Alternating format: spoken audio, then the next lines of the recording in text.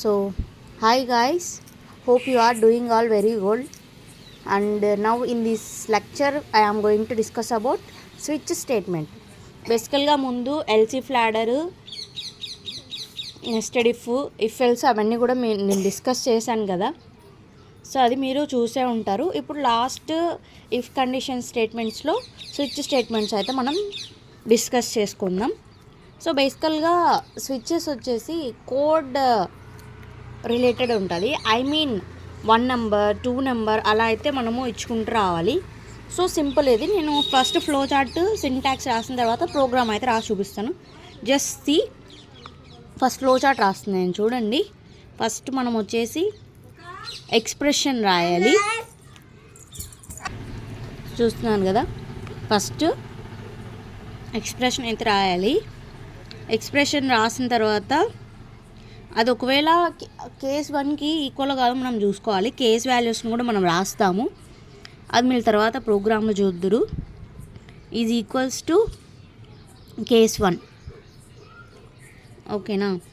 ఇప్పుడు ఒకవేళ ఇది కన్నా ట్రూ అయితే కోడ్ 1 ప్రింట్ అవుతుంది. సో కోడ్ 1లో మనం ఏదైతే రాసినామో అదైతే ప్రింట్ అవుతుంది. ఓకేనా. అది రాసింది మళ్ళీ లాస్ట్లో స్టేట్మెంట్ ఎక్స్ అనేది ప్రింట్ అవుతుంది. అది నేను ఇప్పుడు రాయను. Just see what will happen here. If it is not true, ఇది ఒకవేళ కాకపోతే ఏమవుతుంది, నెక్స్ట్ కేసులోకి వెళ్తుంది. Is equals to case 2. Case 2 కన్నా ట్రూ అయితే కోడ్ 2లోకి వెళ్తుంది. ఓకేనా. మళ్ళీ కాకపోతే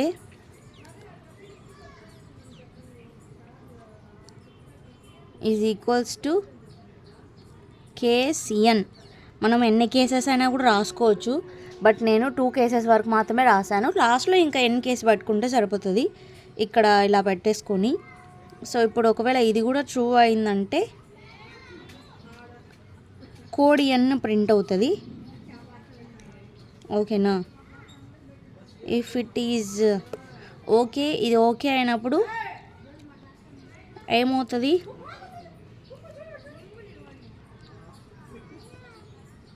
డిఫాల్ట్ స్టేట్మెంట్ అనేది ప్రింట్ అవుతుంది. ఓకేనా. కేస్ వాల్యూ కూడా తప్పు అయితే, సో డిఫాల్ట్ స్టేట్మెంట్ ప్రింట్ అయ్యి ఇప్పుడు లాస్ట్లో ఏమవుతుంది, స్టేట్మెంట్ ఎక్స్ అనేది ప్రింట్ అవుతుంది. So like this it will work. చూడండి, ఫస్ట్ ఎక్స్ప్రెషన్ రాసి కేస్ వాల్యూ ఈక్వల్ టు 1 అయితే అప్పుడు ఏమవుతుంది, కోడ్ 1 ప్రింట్ అయ్యి లాస్ట్లో స్టేట్మెంట్ ఉంది కదా, ఆ స్టేట్మెంట్ ప్రింట్ అవుతుంది. ఒకవేళ రాంగ్ అయితే ఏమవుతుంది, నెక్స్ట్ కేస్ చెక్ చేస్తుంది. ఒకవేళ ఎస్ అయితే ఈ కోడ్లో ఉన్న ప్రింట్ అవుతుంది, నెక్స్ట్ లాస్ట్లో స్టేట్మెంట్ ప్రింట్ అవుతుంది. ఇఫ్ ఇట్ ఈస్ మళ్ళీ ఇది ట్రూ అయితే కేస్ వాల్యూ ఎన్. ఇలా మనం ఎన్ని కేసెస్ అయినా రాసుకోవచ్చు. ఇఫ్ ఇట్ ఈస్ ట్రూ అయితే కోడ్ ఎన్ ప్రింట్ అవుతుంది. ఇది కూడా రాంగ్ అయితే డిఫాల్ట్ స్టేట్మెంట్గా ఒకటి రాసుకోవచ్చు మనం, అది ప్రింట్ అయ్యి మళ్ళీ స్టేట్మెంట్ ఎక్స్ అనేది ప్రింట్ అవుతుంది. Like this it will work. ఓకేనా. ఇప్పుడు సింటాక్స్ చూద్దాం. సో సింటాక్స్ వచ్చేసరికి ఇక్కడ ఏమొస్తుంది, ఫస్ట్ స్విచ్, తర్వాత ఎక్స్ప్రెషన్, దాని తర్వాత కేస్ 1, దాని తర్వాత బ్లాక్ ఆఫ్ స్టేట్మెంట్స్ 1, దాని తర్వాత break statements, next case 2 value, black of statements 2, దాని తర్వాత బ్రేక్ స్టేట్మెంట్. సో మనం చెప్పాను కదా, ఇలాగా డిటోస్ పెట్టుకొని కేస్ వాల్యూ ఎన్ అయితే రాసుకోవచ్చు. దాన్ని మనము కేస్ అని రాయకోకుండా డిఫాల్ట్ అని రాస్తే సరిపోతుంది.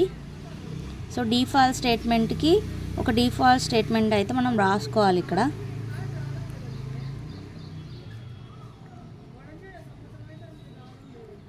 డిఫాల్ట్ స్టేట్మెంట్, దాన్ని క్లోజ్ చేసేసి మళ్ళీ లాస్ట్లో స్టేట్మెంట్ ఎక్స్ అయితే ప్రింట్ చేసేస్తే మనకైతే ప్రోగ్రామ్ అనేది రెడీ అయిపోతుంది. So like that we need to work on it. ఓకేనా? So this is the syntax of a switch case program. ఇప్పుడు మనము ప్రోగ్రామ్ రాద్దాం. ఇప్పుడు ప్రోగ్రామ్ వచ్చి మెయిన్ ఇంక్లూడ్ హ్యాష్, అది మీకు తెలుసు కదా. సో ఇంట్ మెయిన్ అది నేను రాయలేదు. ఇప్పుడు ఇంట్ ఏ రాసి ప్రింట్ఎఫ్ రాసి తర్వాత ఎంటర్ ఏ వాల్యూని నేను ఇస్తాను. దాని తర్వాత దిస్ వాజ్ ద ఎక్స్ప్రెషన్ రాస్తాను నేను దీని తర్వాత. చూడండి, సో ఇది ఇప్పుడు స్విచ్ స్టేట్మెంట్స్ అయితే తీసుకోవాలి. This is the expression. So మనము కోడ్స్ అనేవి 1, 2, 3 లైక్ దట్ ఉంటాయి కాబట్టి మనకు ఇక్కడ వాల్యూస్ అనేవి ఇంటిజర్లోనే మనం తీసుకోవాలి. అందుకని నేను స్కాన్ఎఫ్ తీసుకొని %d అండ్ ఏ వాల్యూ నెంబర్స్లో తీసుకుంటాను. ఇప్పుడు స్విచ్ ఎక్స్ప్రెషన్ రాసిన తర్వాత కేస్ 1 రాసి ఇక్కడే ప్రింట్ఎఫ్ నేను ఆర్పి అని రాస్తాను. రాసిన తర్వాత బ్రేక్ ఇస్తాను. బ్రేక్ ఇచ్చిన తర్వాత నెక్స్ట్ కేస్ 2 రాస్తాను. కేస్ 2 రాసిన తర్వాత ఇక్కడ ఏం రాస్తాను, అది ఒకవేళ నేనేం చేస్తానంటే ఇప్పుడు కోడ్ 1 రాసాను అనుకోండి, enter a is equals to 1 అని పెడితే ఇది ప్రింట్ అవుతుంది. ఒకవేళ రాంగ్ అయితే ఇది ప్రింట్ అయ్యేటట్టు నేను చేస్తున్నాను. మళ్ళీ బ్రేక్ ఇచ్చాను. బ్రేక్ స్టేట్మెంట్ అయితే ఖచ్చితంగా కూడా మనము యూస్ చేయాలి, లేకపోతే అది స్విచ్ స్టేట్మెంట్ కాదని వస్తుంది. దాని తర్వాత డిఫాల్ట్ స్టేట్మెంట్ తీసుకొని సో ప్రింట్ఎఫ్ రాసి దాని తర్వాత బాయ్ అనేది నేను ఒకటైతే రాశాను. రాసిన తర్వాత మళ్ళీ ఏం చేస్తాను, సో లాస్ట్ ఇంకా ఈ statement this is the last statement X కదా, దాన్ని కూడా నేను ఇక్కడ రాసేసాను. ఓకేనా? ఇలాగైతే నేను రాశాను. ఇప్పుడు మనము అవుట్పుట్ అయితే వేసి చూద్దాము. నేను ఇక్కడ రాస్తాను చూడండి మీకు ఈజీగా ఉండడానికి. ఎంటర్ ఏ వాల్యూ ఎంత ఇద్దాం, 1 ఇద్దాం. 1 ఇస్తే ఫస్ట్ తీసి ట్రూ కదా, కేస్ 1 వాల్యూ, సో ఆర్పి అనేది ప్రింట్ అవుతుంది.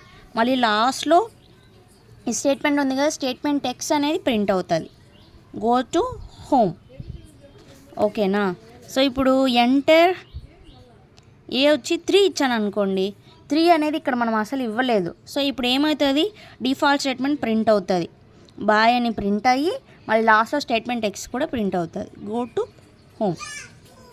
Like that it will work. Hope you guys understood very well. వీటిని మీరు చాలా బాగా ప్రాక్టీస్ చేయండి ఆన్లైన్ సి కంపైలర్లో. So then only you will get to know what is this, what is those, all things. So hope you guys understood very well. Thank you so much guys. Okay then, bye.